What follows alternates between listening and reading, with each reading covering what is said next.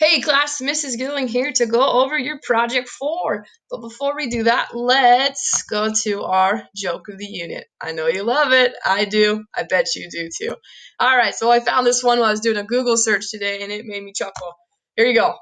Why did Waldo go to therapy? To find himself. Get it? Where's Waldo? Went to find himself. High five, buddy. Good one, right? I liked it.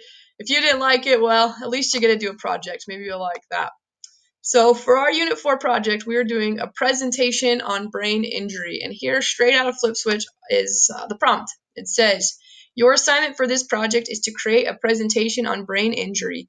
Research different types and causes of brain injuries, and then choose one of the 3 areas of the brain to profile.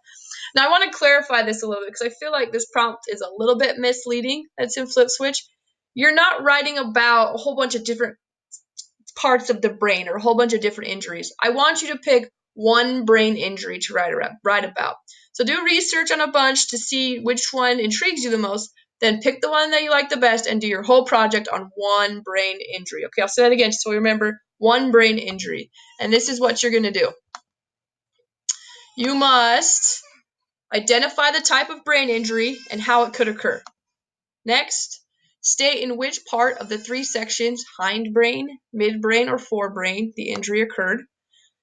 Third, describe how the type of brain injury could affect other parts of the body. And fourth, list what types of therapies and treatments are available and describe the possible long-term effects and prognosis of the brain injury. Once you figure out all this information, you're not going to write a paper. Instead, you are going to put together a presentation, a slideshow presentation. And here's the requirements.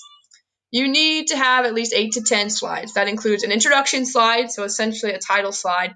My name is, this is what my project's on.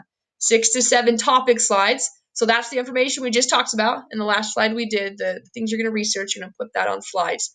And then a conclusion slide where you pretty much sum everything up that you learned to give your, the most important takeaways from your research. You're going to put that on your conclusion slide. I don't care if you use PowerPoint or Google Slides. It's totally up to you. I personally think it's easier to use Google Slides just because so many of us have Chromebooks and Google and Slides and Chromebooks go hand in hand. And so I personally use that, but it's totally up to you if you use PowerPoint or Google Slides. I would like for you to cite your sources. So if you go online and you find information about the brain injury and then you talk about that information on one of the slides, put the link to the website at the bottom of the slide. Or if you find your information for a slide from the textbook, give me the textbook page number. Say textbook page number 67, whatever the page number is. I also don't want you, though, to quote things verbatim from the textbook or from the website. I want you to put it in your own words. For instance, if you were to read a news article today, and it was something that you were really interested in, and you were talking to your friends later on in the day about that news article, you normally wouldn't whip the thing out and be like, oh, let me read this to you and read it verbatim.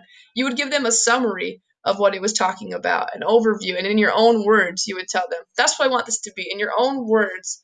What is this brain injury about? So just keep that in mind. I don't want a lot of straight from the internet quotations. I want you to give me the facts, but put the facts in your own words.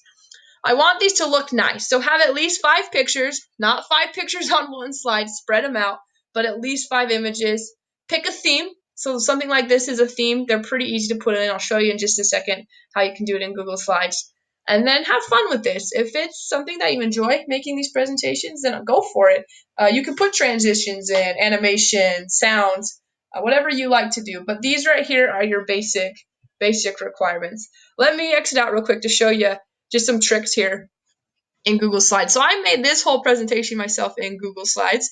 To put the theme in, all you have to do is click the theme button here, change theme, and then over here on the right side, you scroll down and pick whichever one that you like. So pretty simple there. To add pictures, you could find an image online, copy it, and then come in here and paste it, or you can save something to your computer and go insert image and then upload from your computer and put an image in as well. Or you can search the web right there. So that's pretty simple on how to insert the pictures and how to change the theme. You can also, if it's something that you don't know how to do, let me show you real quick. To put new slides in, all you need to do is go slide, new slide, and that'll put a different slide in for you. So super, super simple. I think anyways, I assume most of you have some experience with these slideshows. If not, reach out to me if you have any questions at all. I'm pretty good with them, so I can definitely help you. So let me know if you have any specific questions about how to do the slideshow. But now that I've gone on the requirements, please go complete your video assignment in Google Classroom. Please, please, please. Since you've watched this, you may as well go get credit for watching it. So go to Google Classroom. I think it's 3 questions this time, 3 or 4. Take you just a couple minutes, and you'll get some credit for it. So please watch it. It helps me know that we're on the same page and we understand things. But other than that, good luck with your project, and let me know if you have any questions, okay? Have a great week, guys.